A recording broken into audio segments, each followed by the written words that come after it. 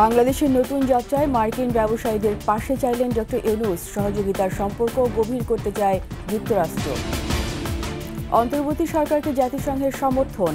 রাতে সাধারণ পরিষদের অধিবেশনে ভাষণ দেবেন প্রধান উপদেষ্টা। জামায়াত কি দালাল সাংবাদিকদের পুনর্বাসন করে শক্তি বাড়াতে চায়? প্রশ্ন নানা মহলে।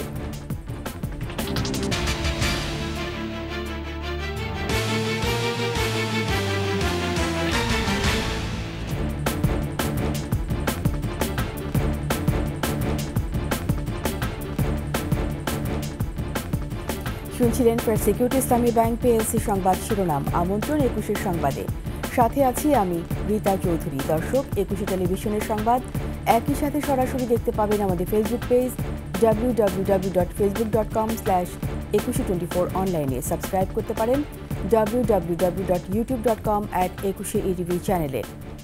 এছাড়া সংবাদ আরও থাকছে। স্বাধীনতার ৫৩ বছরে পর্যটকের সংখ্যা বেড়েছে বহুগুণ। নতুন বাংলাদেশ বিনির্মাণে পর্যটন খাতকে এগিয়ে নিতে চায় সরকার।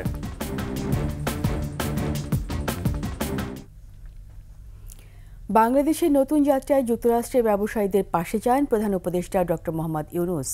নিউ ইয়র্কে ইউএস বাংলাদেশ বিজনেস কাউন্সিলের আয়োজনে ডক্টর ইউনূস বলেন, হাজার হাজার কোটি টাকা লুটপাট আর দুর্নীতি করে দেশের অর্থনীতিকে ধ্বংস করেছে গত ফ্যাসিস্ট সরকার। সেখান থেকে ঘুরে দাঁড়িয়েছে আজকের বাংলাদেশ। আরও জানাচ্ছেন প্রণব চক্রবর্তী। জাতিসংঘ সাধারণ পরিষদের অধিবেশনের সাইড লাইনে নিউ ইয়র্কের একটি হোটেলে ব্যবসায়ীদের সঙ্গে বৈঠক করেন প্রধান উপদেষ্টা ডক্টর মোহাম্মদ ইউনূস। এ সময় ব্যবসায়ীদের উদ্দেশ্যে বলেন, দেশের বিনিয়োগ পরিবেশ কিভাবে আরও উন্নত করা যায় সে বিষয়ে সকলে মিলে ঠিক করতে হবে। বাংলাদেশের নতুন যাত্রায় যুক্তরাষ্ট্রের ব্যবসায়ীদের পাশে চান প্রধান উপদেষ্টা। বাংলাদেশে ব্যবসার পাশাপাশি যুক্তরাষ্ট্রের ব্যবসার বিকাশে সহায়তার জন্য সবকিছু করার প্রতিশ্রুতি দেন প্রধান উপদেষ্টা। প্রণব চক্রবর্তী, ২১ টেলিভিশন, ঢাকা। অন্তর্বর্তী সরকারের প্রধান উপদেষ্টা ডক্টর মোহাম্মদ ইউনূসের নেতৃত্বকে সাধুবাদ জানিয়েছেন মার্কিন পররাষ্ট্রমন্ত্রী অ্যান্টনি ব্লিংকেন। বৃহস্পতিবার জাতিসংঘ সাধারণ পরিষদ অধিবেশনের সাইডলাইন বৈঠকে অভিন্ন স্বার্থে অর্থনৈতিক ও রাজনৈতিক সম্পর্ক আরও গভীর করতে আগ্রহের কথা জানান মার্কিন পররাষ্ট্রমন্ত্রী। এছাড়া বাংলাদেশ থেকে পাচার হওয়া অর্থ পুনরুদ্ধারে আলোচনাও হয় বৈঠকে। আরও জানাচ্ছেন প্রণব চক্রবর্তী। নিউ ইয়র্কে অন্তর্বর্তী সরকারের প্রধান উপদেষ্টা ডক্টর মোহাম্মদ ইউনূসের সঙ্গে দেখা করেন মার্কিন পররাষ্ট্রমন্ত্রী অ্যান্টনি ব্লিংকেন। এ সময় অন্তর্বর্তী সরকারের দায়িত্ব নেয়ায় ডক্টর ইউনূসের প্রশংসা করেন তিনি। প্রায় আধ ঘণ্টার বৈঠকে বাংলাদেশে কোন প্রেক্ষাপটে অন্তর্বর্তী সরকার দায়িত্ব নিয়েছে সেই পরিস্থিতির পাশাপাশি বাংলাদেশ সংস্কারের প্রক্রিয়ায় যুক্তরাষ্ট্রের সহযোগিতা চান ডক্টর ইউনূস। মার্কিন পররাষ্ট্রমন্ত্রী অ্যান্টনি ব্লিংকেন বাংলাদেশ যুক্তরাষ্ট্র সম্পর্ককে এগিয়ে নিয়ে যাওয়া এবং অভিন্ন স্বার্থে দীর্ঘমেয়াদী অর্থনৈতিক রাজনৈতিক সম্পৃক্ততাকে আরও গভীর করার আগ্রহ প্রকাশ করেন। এছাড়া বাংলাদেশকে সর্বাত্মক সহযোগিতারও আশ্বাস দেন মার্কিন পররাষ্ট্রমন্ত্রী। বৈঠকে অর্থনৈতিক সহযোগিতা, রোহিঙ্গা সংকট, সন্ত্রাস দমন, শ্রম বিষয়ক সংকট ও পাচার হওয়া অর্থ পুনরুদ্ধার সহ বিভিন্ন বিষয়ে আলোচনা করেন ব্লিংকেন ও ডক্টর ইউনূস। প্রণব চক্রবর্তী, ২১ টেলিভিশন, ঢাকা। প্রধান উপদেষ্টা ডক্টর মোহাম্মদ ইউনূসের সঙ্গে সাক্ষাৎ করে বাংলাদেশের অন্তর্বর্তী সরকারের প্রতি সমর্থন জানিয়েছেন জাতিসংঘ মহাসচিব অ্যান্তোনিও গুতেরেস। বৃহস্পতিবার সাধারণ পরিষদ অধিবেশনের সাইডলাইন সাক্ষাতে রোহিঙ্গা সংকট ও জাতিসংঘ শান্তিরক্ষা মিশনের নানা ইস্যু নিয়ে আলোচনা করেন তারা। এছাড়াও এদিন আরও বেশ কয়েকটি গুরুত্বপূর্ণ সাইডলাইন বৈঠক করেন প্রধান উপদেষ্টা ডক্টর ইউনূস। আফসানা নীলার ডেস্ক রিপোর্ট। নিউ ইয়র্কের স্থানীয় সময় বৃহস্পতিবার দুপুর ২টায় জাতিসংঘের সাধারণ অধিবেশনের সাইডলাইনে প্রধান উপদেষ্টা ডক্টর মোহাম্মদ ইউনূসের সঙ্গে সাক্ষাৎ করেন জাতিসংঘের মহাসচিব অ্যান্তোনিও গুতেরেস। এ সময় ডক্টর মোহাম্মদ ইউনূস অন্তর্বর্তী সরকারের প্রধান উপদেষ্টা হিসেবে দায়িত্ব গ্রহণ করায় অভিনন্দন জানান অ্যান্তোনিও গুতেরেস।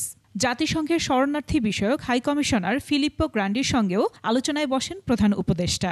আলোচনায় রোহিঙ্গা ইস্যুতে জাতিসংঘের ফ্যাক্ট ফাইন্ডিং মিশনের প্রতি পূর্ণ সমর্থনের গুরুত্ব ও জাতিসংঘ শান্তিরক্ষা কার্যক্রমে বাংলাদেশের অংশগ্রহণের প্রতিশ্রুতির বিষয়টি উঠে আসে। এদিন প্রধান উপদেষ্টার সাথে দেখা করেন HSBCর গ্লোবাল সিইও নোয়েল কুইন। এ সময় বাংলাদেশে জ্বালানি, বাণিজ্য, অর্থায়ন এবং স্টার্ট আপে ব্যাংকের বর্ধিত সম্পৃক্ততা নিয়ে আলোচনা হয়। এছাড়াও ইউরোপীয় কমিশনের president Ursula von der Leyen, নেদারল্যান্ডসের প্রধানমন্ত্রী ডিক শুফ, আইসিসির প্রসিকিউটর করিম আহমেদ খান, মার্কিন যুক্তরাষ্ট্রের সিনিয়র সিনেটর ডিক ডারবিন সহ বেশ কয়েকজন কূটনীতিকদের সাথে সাক্ষাৎ হয় প্রধান উপদেষ্টার। আফসানা নীলা, ডেস্ক রিপোর্ট, 21 টেলিভিশন। এদিকে জাতিসংঘ সাধারণ পরিষদের ৭৯তম অধিবেশনের মূল পর্বে বাংলাদেশ সময় আজ রাতে ভাষণ দেবেন প্রধান উপদেষ্টা অধ্যাপক ডক্টর মোহাম্মদ ইউনূস। দেশের অন্তর্বর্তী সরকার প্রধান হিসাবে নোবেল জয়ী একমাত্র বাংলাদেশি ডক্টর ইউনূসের এটি হবে জাতিসংঘ সাধারণ পরিষদের প্রথম ভাষণ। বাংলাদেশে সম্প্রতি ঘটে যাওয়া জুলাই বিপ্লব ছাড়াও দেশের সার্বিক পরিস্থিতি এবং তার সরকারের আগামী কর্মসূচি ভাষণে তুলে ধরবেন প্রধান উপদেষ্টা। জাতিসংঘের মূল মঞ্চে ভাষণ প্রদান ও অন্যান্য কর্মসূচিতে অংশ নেওয়ার পর নিউ ইয়র্কের স্থানীয় সময় ২৭ সেপ্টেম্বর রাতেই তার দেশের উদ্দেশ্যে রওনা দেওয়ার কথা রয়েছে।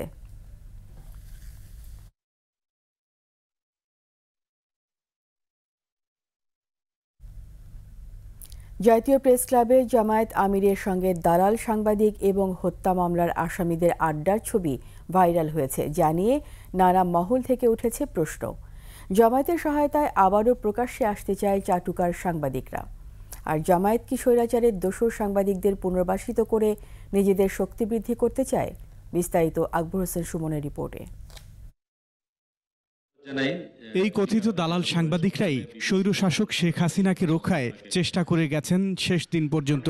৫ আগস্ট ছাত্র জনতার অভ্যুত্থানের আগের দিনও আন্দোলন প্রতিহত করতে দিয়েছেন নানা পরামর্শ। এটি হচ্ছে আপনার সাহসের মূল জায়গা। আপনি যেমন মানুষের শক্তিতে বিশ্বাস করেন, মানুষও কিন্তু যোগ্য নেতৃত্বে বিশ্বাস করে। ক্ষমতার কাছাকাছি থেকে সাবেক স্বৈরশাসকের কাছ থেকে বিভিন্ন সুযোগ সুবিধা নেওয়া এদেরই কয়েকজন অভ্যুত্থানের পর পালাতে গিয়েও ধরা পড়েছেন। রাজধানীর যাত্রাবাড়িতে শিক্ষার্থী ইমরান হত্যা মামলার আসামি হওয়া সত্ত্বেও তাদের কেউ কেউ চেষ্টা করছেন পুনর্বাসিত হবার। এতে সহায়তা করছে জামায়াতে ইসলামী, মন্তব্য সিনিয়র সাংবাদিকদের। জামাতের মাধ্যমে তারা যে সরকার বিরোধী নানা রকম তাদের বিরুদ্ধে মামলা টামলা হচ্ছে সেগুলো হাত থেকে বাঁচার জন্য তারা এটা করেছে। উভয়কে ব্যবহার করে আমাদের রাজনীতিতে, আমাদের গণমাধ্যমে নিজেদেরকে পুনর্বাসিত করার চেষ্টা করেছে।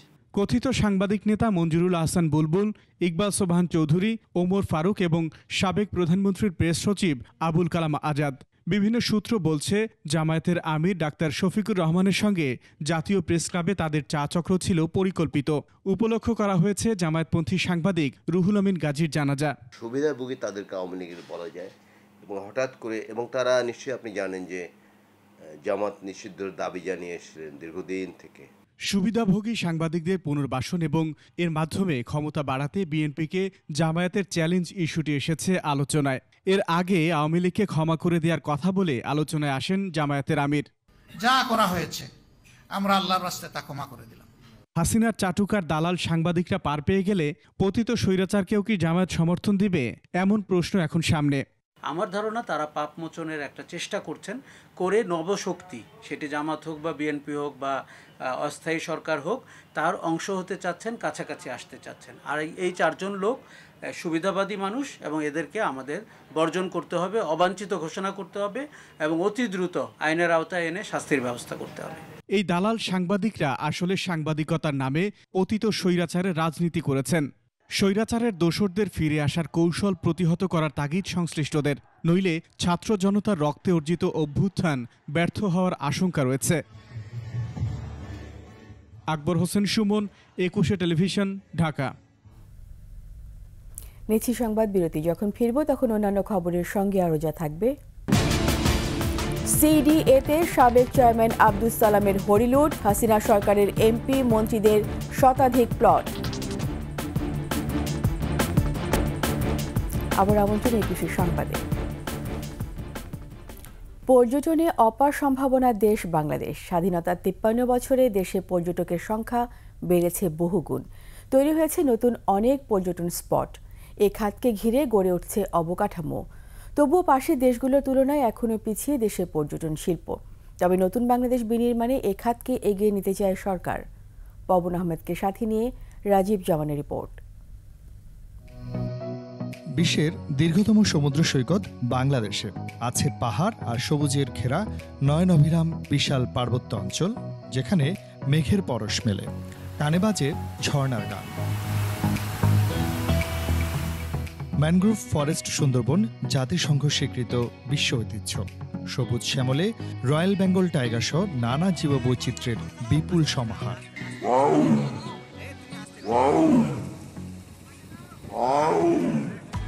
বঙ্গোপসাগরের বুকে জেগে ওঠা প্রবাল দ্বীপ সেন্ট মার্টিন তো প্রকৃতির এক অনন্য উপহার। সাগরকন্যা, কুয়াকাটা, সিলেটের জাফলং, রাতারগুল সৌন্দর্যই বা কম কিসে।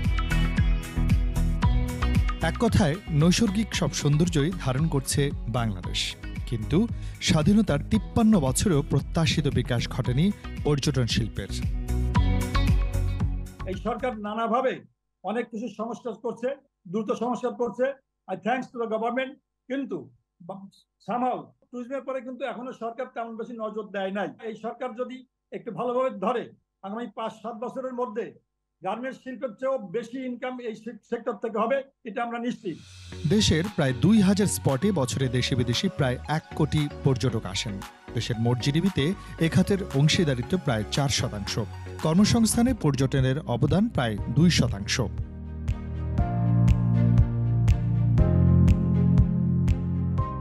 ভারতের জিডিপিতে পর্যটনের অবদান প্রায় ৬%, নেপালের ৮%, শ্রীলঙ্কার ১৩% এবং ভুটানে ১৫%। অর্থনীতির টেকসই উন্নয়নে পর্যটনের গুরুত্ব অপরিসীম এবং এই সম্ভাবনা কাজে লাগাতে চায় সরকার। আপনি জানেন যে অর্থনৈতিক, সামাজিক, ধর্মীয় সব কিছুতেই কিন্তু পর্যটন একটা ব্যাপক ভূমিকা পালন করে থাকে এবং পর্যটনের এই ভূমিকাটা হচ্ছে একেবারে ডাইরেক্ট। আপনি যখন নিরাপদ শান্তিপূর্ণ পর্যটনকে আপনি তৈরি করতে পারবেন ওই রকম একটা এনভায়রনমেন্ট, সেখানে কিন্তু আপনার এই অর্থনৈতিক বিষয়টাও আপনার চলে আসবে। অর্থনীতিতে যেমন কন্ট্রিবিউট করতে পারবে, তেমন করে একইভাবে আপনার পাশাপাশি কর্মসংস্থান তৈরি করতে। পর্যটন শিল্পের বিকাশে নানা পরিকল্পনার কথা জানালেন বেসামরিক বিমান ও পর্যটন মন্ত্রণালয়ের সচিব। বাংলাদেশ কিন্তু পর্যটনের একটা অপার একটা প্রাকৃতিক সৌন্দর্য বলেন, একটা পর্যটন গন্তব্য, একটা হাব, পর্যটনের উপরে একটা মাস্টার প্ল্যান, এটা চূড়ান্তকরণের প্রক্রিয়ায় আছে। এই চূড়ান্তকরণ প্রক্রিয়াটা যখন হবে, এটার উপরে একটা অ্যাকশন প্ল্যান করে যখন বিনিয়োগ ওইটাতে করা হবে, অবশ্যই এটা ডেফিনেটলি অগ্রযাত্রার মধ্যে এটা একটা ভালো ভূমিকা রাখবে। নতুন বাংলাদেশ বিনির্মাণে পর্যটন শিল্পের দ্রুত বিকাশ দেখতে চান সংশ্লিষ্টরা। রাজীব জামান, একুশে টেলিভিশন, ঢাকা। সুন্দরবনকে ঘিরে বাংলাদেশের পর্যটন শিল্পে রয়েছে অপার সম্ভাবনা, কিন্তু সঠিক পরিকল্পনা ও বন বিভাগ সহ পর্যটন শিল্পের সাথে জড়িতদের সমন্বিত পরিকল্পনার অভাবে বারবার হোঁচট খাচ্ছে সুন্দরবনের পর্যটন শিল্প। ফলে দক্ষিণাঞ্চলে ব্যাহত হচ্ছে পর্যটন কেন্দ্রিক অর্থনীতি ও সামাজিক উন্নয়ন। মোংলার প্রতিনিধি আবুল হাসান ও বাগেরহাট প্রতিনিধি মইনুল ইসলামের তথ্য ছবিতে ডেস্ক রিপোর্ট। জীববৈচিত্র্যের প্রাচুর্যে সুন্দরবন অন্যান্য পর্যটন স্পটগুলো থেকে অনেকটাই আলাদা। বিশ্বের সবচেয়ে বড় ম্যানগ্রোভ এই বন পেয়েছে ইউনেস্কোর ওয়ার্ল্ড হেরিটেজের স্বীকৃতি। রয়্যাল বেঙ্গল টাইগার আর নানা ধরনের পাখি, চিত্রাল হরিণ, কুমির, ডলফিন সহ অসংখ্য প্রজাতির প্রাণী বিচরণ ক্ষেত্র এই বন বারবার আকর্ষণ করে দেশ বিদেশের পর্যটকদের। তবে সুন্দরবনের পর্যটন এলাকাগুলোতে এখনো হয়নি পর্যটক বান্ধব অবকাঠামো, আর ইকো ট্যুরিজমের অনুমতি পেতে অপেক্ষা করতে হয় দীর্ঘ সময়। বিপুল জনগোষ্ঠীর কর্মসংস্থানের সুযোগ হবে বা সুযোগ বৃদ্ধি পাবে, তবে বনের সুরক্ষা নিশ্চিত করতে হবে এবং সুন্দরবন ভ্রমণের নীতিমালা কঠোরভাবে পালন করতে হবে। সুন্দরবনের আশেপাশে যে গ্রামগুলি আছে সেগুলোকে ইকো ভিলেজ ট্যুরিজম সেন্টারে পরিণত করতে হবে। বন বিভাগ বলছে ২০১৪ সালে ভ্রমণ নীতিমালা তৈরি হয়েছে। এর আলোকে নতুন পর্যটন স্পট বাড়ানো হচ্ছে। আমাদের যে আগে 7টা টুরিস্ট স্পট ছিল, সেটাকে আরো 4টা বৃদ্ধি করে এখন 11টা করা হয়েছে এবং সেখানে প্রচুর কাজ হচ্ছে এবং পর্যটক সেখানেও যাচ্ছে। ইকো ট্যুরিজমের জন্য দক্ষ মানব সম্পদ তৈরিতে গুরুত্ব দিচ্ছে বন বিভাগ। মাসুম আলিসা, ডেস্ক রিপোর্ট, একুশে টেলিভিশন। প্রভাব খাটিয়ে সিডিএর শতাধিক প্লট হাতিয়ে নিয়েছে ক্ষমতাচ্যুত শেখ হাসিনা সরকারের এমপি, মন্ত্রী, নেতারা। অনিয়মকে নিয়ম বানিয়ে নিজের আত্মীয়স্বজন, ব্যক্তিগত কর্মকর্তা কর্মচারীদের নামেও প্লট বাগিয়ে নেন রাজনৈতিক বিবেচনার নিয়োগ পাওয়া সিডিএ এর সাবেক চেয়ারম্যান আব্দুস সালাম। চট্টগ্রাম থেকে সিডিএর অনিয়ম, দুর্নীতি আর প্লট কেলেঙ্কারি নিয়ে বিস্তারিত জানাচ্ছেন হাসান ফেরদৌস। ক্যামেরায় ছিলেন বিপ্লব মজুমদার। 2004 সালের নগরীর কুয়াইশ ও চাঁদগাঁও মৌজায় 170 একর জমিতে গড়ে তোলা হয় অনন্যা আবাসিক এলাকা নামে নতুন আবাসন প্রকল্প। প্রকল্পের নকশা ও লেআউট অনুযায়ী 2008 সালের জুলাইতে 1733টি প্লট বরাদ্দ দেওয়া হয় লটারির মাধ্যমে। আওয়ামী লীগ ক্ষমতা আসার পর রাজনৈতিক বিবেচনায় দলের নগর শাখার কোষাধ্যক্ষ আব্দুস সালামকে নিয়োগ দেওয়া হয় সিডিএর চেয়ারম্যান হিসেবে। এরপরেই শুরু হয় অনন্যা আবাসিক এলাকায় সরকারি জমির হরিলুট। সিডিএর প্লট হরিলুটে বিভিন্ন আবাসিক এলাকার লেআউট ও নকশায় আনা হয় পরিবর্তন, ভরাট করা হয় পুকুরসহ খেলার মাঠ। সাবেক বাণিজ্যমন্ত্রী টিপু মুন্সি ও সিডিএর চেয়ারম্যান আব্দুস সালামের মালিকানায় আবাসিক এলাকায় গড়ে তোলা হয় বাণিজ্যিক হাসপাতাল। লেআউট পরিবর্তন করে ওয়ার নিজাম রোড আবাসিক এলাকায় সিডিএর চেয়ারম্যান নিজেই গড়ে তোলেন বাণিজ্যিক ভবন। সিডিএ আসলে কিছু করতে পারবে না কিংবা সিডিএকে ম্যানেজ করা যাবে, এই ধারণা থেকেই কেউ কিন্তু আইন অনুযায়ী ভবনগুলো নির্মাণ করছে না। এদিকে সিডিএর 384তম বোর্ড সভায় জ্যেষ্ঠতা লঙ্ঘন করে অনুগত কর্মকর্তা কর্মচারীদের নামে বরাদ্দ দেওয়া হয় 50টি প্লট।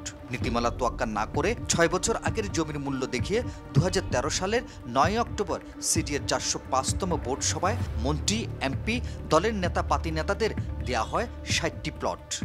আমাদের প্ল্যানটা ছিল যে সেখানে আমরা ওপেন স্পেস করব, এখানে হাঁটবো, মানুষ হাঁটার জায়গাটা হয়তো খেলার মাঠ থাকবে, ইয়ে থাকবে, কিন্তু ওইটা ভরাট করে পুকুর ভরাট করে এখানে কিন্তু প্লট বাণিজ্য করা হয়েছে।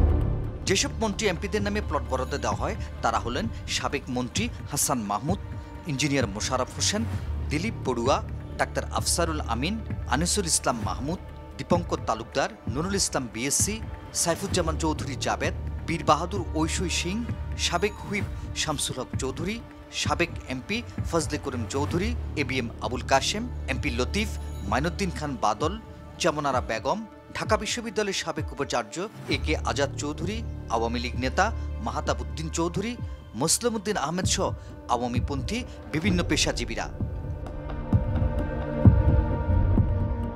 আরও 2 দফায় সিডিএর বোর্ড সদস্য যুবলীগ নেতা কেবিএম শাহজাহান ও জসিমউদ্দিন শাহ, সিডিএর চেয়ারম্যানের ব্যক্তিগত সহকারী তারেক গনির মা জাকিয়া বেগম, পারিবারিক ব্যবসা প্রতিষ্ঠান ওয়েল গ্রুপের জনসংযোগ কর্মকর্তা সেতু বড়ুয়াকে গোপনে প্লট বরাদ্দ দেন রাজনৈতিক বিবেচনায় নিয়োগ পাওয়া সিডিএর সাবেক চেয়ারম্যান আব্দুস সালাম। প্লট কেলেঙ্কারিতে জড়িতদের আইনের আওতায় এনে শাস্তির দাবি নগরবাসীর।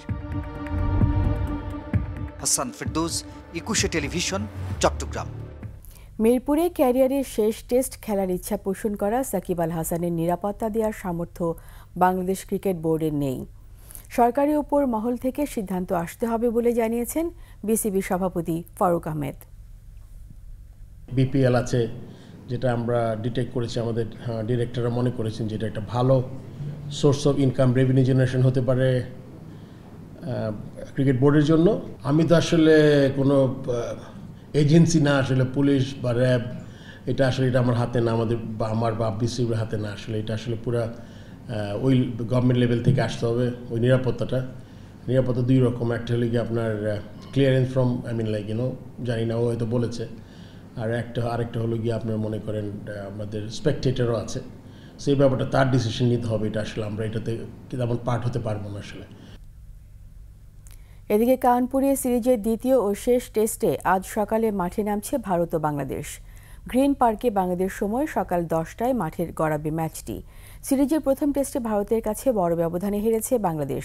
তবে বিদেশের মাটিতে সাকিব আল হাসানের শেষ টেস্টে পজিটিভ ক্রিকেটই খেলতে চায় নাজমুল হোসেন শান্তর দল। অন্যদিকে সিরিজে 1-0 এগিয়ে থেকে স্বাগতিকেরা মাঠে নামবে হোয়াইট ওয়াশের পরিকল্পনা মাথায় নিয়ে। ক্যাসিনো কাণ্ডে 2019 সালে 18 সেপ্টেম্বর অভিযান চালিয়ে ঐতিহ্যবাহী মোহামেডান, আরামবাগ ও ফকিরেরপুল ইয়াং মেন্স ক্লাব সহ বেশ কয়েকটি ক্লাবে তালা ঝুলিয়ে দেয় আইন শৃঙ্খলা রক্ষাকারী বাহিনী। 4 বছর পর 2023 সালের 1 সেপ্টেম্বর খুলে দেওয়া হয় ক্লাবগুলো। এখন কেমন চলছে ক্লাবগুলো, তাদের বর্তমান অবস্থা নিয়ে আবু হুরায়রা তামিমের রিপোর্ট। বদলাতে শুরু করেছে দেশের ক্রীড়াঙ্গনের চিত্র। ক্লাবগুলোতেও পরিবর্তনের হাওয়া। আওয়ামী লীগ সমর্থিত ক্লাব কর্মকর্তারা গা ঢাকা দেয়ায় ফিরেছেন বঞ্চিতরা। ক্যাসিনো কাণ্ডে চির ধরে ঐতিহ্যবাহী মোহামেডান ক্লাবের সুনামে। গ্রেফতার করা হয় ক্লাবের পরিচালক লোকমান হোসেন ভূঁইয়াকে। প্রতিহিংসা শিকার স্পোর্টসে এরা একদম একমাত্র ব্যক্তি সাবে চৌধুরী এই ধরনের একটি নাটক সাজিয়ে আমার এই পলিটিক্যাল ক্যারিয়ারটা এবং স্পোর্টসের ক্যারিয়ারটা ধ্বংস করার জন্যই সেই আমাকে একদম ষড়যন্ত্র করে আমাকে গ্রেপ্তার করেছে। ক্লাব খুলে দেওয়ার পর এবছরই ফকিরের পুল ইয়াংম্যানস ক্লাব চ্যাম্পিয়ন্স লিগের শিরোপা জিতে পেশাদার লিগে খেলার যোগ্যতা অর্জন করে। খেলবে দেশের সর্বোচ্চ লিগ। যে ঘরগুলোতে ক্যাসিনো চলতো সেগুলোকে খেলোয়াড়দের ডরমেটরি বানানো হয়েছে। ক্লাবের সাধারণ সম্পাদক আহমেদ আলী জানান, আর কখনো ক্যাসিনো স্থান পাবে না ইয়াংম্যানস ক্লাবে। ক্লাবের থেকে অনেক খেলোয়াড় তৈরি হইতো। হাসিনার সরকার আইসা এই ক্লাবটার একটা জুয়ার আড্ডাখানা, ক্যাসিনো আড্ডাখানা তৈরি করছে। সেখান থেকে আমরা বিপদমুক্ত হয়েছি। আমরা এখান থেকে প্লেয়ার তৈরি করব। আরামবাগ ক্লাবেরও একই অবস্থা। চ্যাম্পিয়ন্স লিগে সবার উপরে তারা। সব ঠিক থাকলে আগামী বছর পেশাদার লিগে খেলবে ক্লাবটি। ক্লাবকে আর কখনো দলীয়করণ করতে দেবেন না বলে জানান সাধারণ সম্পাদক মোহাম্মদ ইয়াকুব আলী। ক্যাসিনোতে কোনো সময় আরামবাগ বা অন্যান্য ক্লাব সরাসরি জড়িত ছিল না। এটা রাজনৈতিক একটা চাপ ছিল। ওই সরকার পালানোর সঙ্গে সঙ্গে তারাও পালাইছে, এলাকায় নাই তারা। অতএব ওরা আর আসার কোনো সুযোগ নাই। সব ধরনের অনৈতিক কাজ বাদ দিয়ে খেলাধুলার চর্চা হবে ক্লাবগুলোতে, এমন প্রত্যাশা সবার। আবু হুরায়রা তামিম, 21 টেলিভিশন, ঢাকা। এর সাথে শেষ করছি 21 সংবাদ। যাওয়ার আগে ফার্স্ট সিকিউরিটি ইসলামী ব্যাংক পিএলসি সংবাদ শিরোনামগুলো আরও একবার। বাংলাদেশের নতুন যাত্রায় মার্কিন ব্যবসায়ীদের পাশে চাইলেন ডক্টর ইউনূস। সহযোগিতার সম্পর্ক গভীর করতে চায় যুক্তরাষ্ট্র। অন্তর্বর্তী সরকারকে জাতিসংঘের সমর্থন। রাতে সাধারণ পরিষদের অধিবেশনে ভাষণ দেবেন প্রধান উপদেষ্টা। জামায়াত কি দালাল সাংবাদিকদের পুনর্বাসন করে শক্তি বাড়াতে চায়? প্রশ্ন নানা মহলের।